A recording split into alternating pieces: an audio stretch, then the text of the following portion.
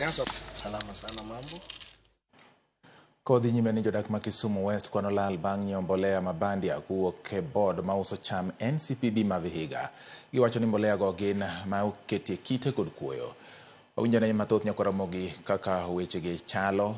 kotende kod wach mar mbolea no ma bandia ma bende nyaka gie sani osebedo ka kelo mbaka maka kod kache gwenge mopogore pacho ka. Odani watudre kod Millicent Adhiambo e yor simu mondo nyiswa ni to weche mage ma jopur gi wacho bang' nyiewo mbolea ma koro gikoni bandia kendo moriwore kod kuoyo gi kite ma ok ni kare ne pith kod nyak mar cham. Millicent Adhiambo koponi winja koro miwane ler ni to jopur wacho ang'o hie ne ging'iewo mbolea gi karang'o to karang'o mane gifwenyo ni gin ma bandia to gin ang'o gini midwa ni mondo mi tim mondo geng' gik ma kamagi kik timre ne jopur mamoko e gwenge ma Thurka. Kamano ina Jodak achiel kachiel kwa wuok Kisumu Karateng e ward ma North West mayudore kar chung' bura ma Kisumu West. Kuma ne walimo moko kuom jopur ma bende yango ni bang' kane gineno weche manyien e kane olandi wang' jowi mar Ramogi ni nitiere mbolea ma bandia mane otimore Kakamega kaachiel kod mano machielo mane otimore Molo. Ne gibedo kod chich bang' ka giwacho ni gin be nyocha kane ginyiewo mbolea go machiegni ka ng'at achiel ne ong'iewo mbolea go rumbo dwe mar ariyo ka ng'ama chielo to nonyiewo gi tarik 18 mar dwe ni bang' yudo SMS e ng'we yamo margi mondo mi gidhi e board mochung' ne uso cham mano NCPB mondo mi gikaw mbolea ma kamago. To kane gibedo kod buok nochuno gi mondo mi giyaw ofuku moting'o mbolea ma kamago mane ginyiewo. To kane giyawo ka ging'iyo mbolea go moko kuom giyudo ka mbolea go oting'o kite mopogore ka moko kuom gi giyudo koting'o odowa, kuoyo, buru. Ka mbolea ofuke mamoko to ne giyudo ka otimo owuoch jamni kama oting'o jamni nyado ko owuoch jamni mag diek, jamni mag dhok kaachiel kod gwen. Ka bende giwacho ni seche mane giyawo ofuke go koro utegi kuma ne gikane mbolea go odong' mana ka dung' kaka kund dhok kata ma opidhe diek kod rombe. Koro ne gichich ni to ma be mbolea ma en kare koso ma mbolea ma bandia. Nochuno gi mondo giti gi yore ma kinyaluo kaka jopur mosebedo ka tiyo gi mbolea makare ma ging'eyo kit chia ma mbolea makare ni godo. Koro gino mane gitimo kaka jopur ne giketo mbolea goeko mondo mi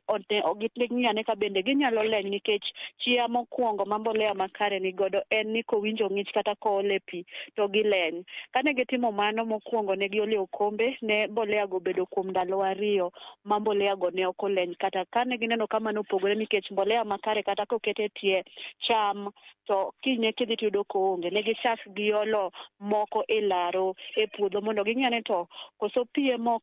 mi gileny koso ang'o matimore. To bang' mane gitimo mano ne giwe mbolea go oko kanyo kuom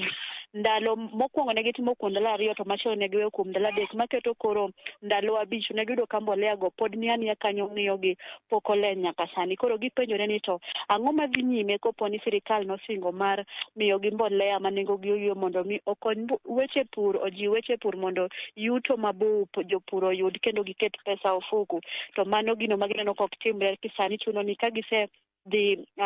lal mar dhi kuma bor manyo mbolea go e kaunti ma Vihiga kocha chaendi e sub kaunti ma Emuhaya to giduogo giyudo ka mbolea go gin mbolea ma bandia. Gipenjore to sirikal ni dwaro konyogi nade e seche ma sirikal to pod oramo ni nyaka tim pimo gino ma dho ngere dendo ni timo ne mbolea go lab test e ka yanga dini to bende kaka ilieko ni gin bandia to jopur to yango ni kaka jogo mosepur kuom igni buora giyango ni mbolea go ok ni kare ka ging'iyo mano gino bende wambe watemo wan kaendi ka wakawo mbolea mane ng'at achiel ne nigo makare kendo waole pi mopogore e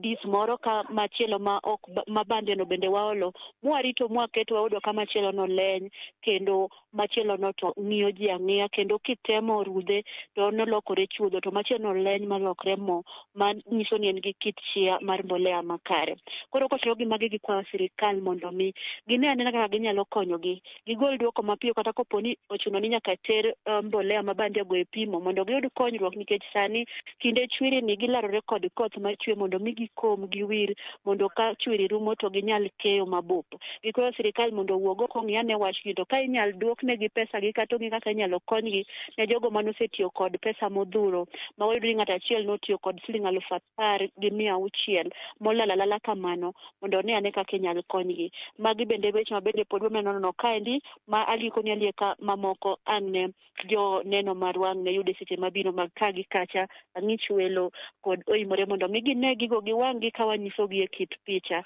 Gie thuolo ni endi aduoko ni mondo idhi nyime mondo wan to wamed ng'iyo ni to weche mag mbolea ma bandia gi ere kuma gibiro chope to bende jopur biro yudo duoko ma gisemedo ka gipenjo ni to ang'o matimore, mbolea gi ere kaka gidonjo pacho kaendi to be ipuodhogi kaluwore ni mago ma bandia giyudo mane e apisa piny owacho mar jo NCPB. Koro gipenjo ni to ere kaka idwa konygi kata kobedo ni nosingnegi mbolea ma nengogi oyweyo. Gino ma gipuoyo ni to tielo mokwongo kano onyisgi ni gidhi mbolea ne giyudo ka mbolea duto ne ni kare. To tielo mar ariyo ne magito ni to midhiero ni kanye ere kuma koth osechako gogo migawo mar weche pur ma ok ginyal ng'iyo ni to mbolea gi ka gidonjo pacho ka apis piny owacho mondo mi okonya ne weche gi jopur kik yud lal mathoth ma bende biro kelo kech mathoth e diergi kata lal e yor keyo ma ok owinjore nowinjo bed ni giyudo kopo ne giyudo mbolea makare. Ka ok kamano George Bati kionge kod penjo moro amora taduoko ni e studio mondo idhi nyime kod weche manyien ma medo tuche mesa mar weche mar Ramogi. George Bati an kuomi. Erokamano Nyamili Senda Dhiambo kuom ripot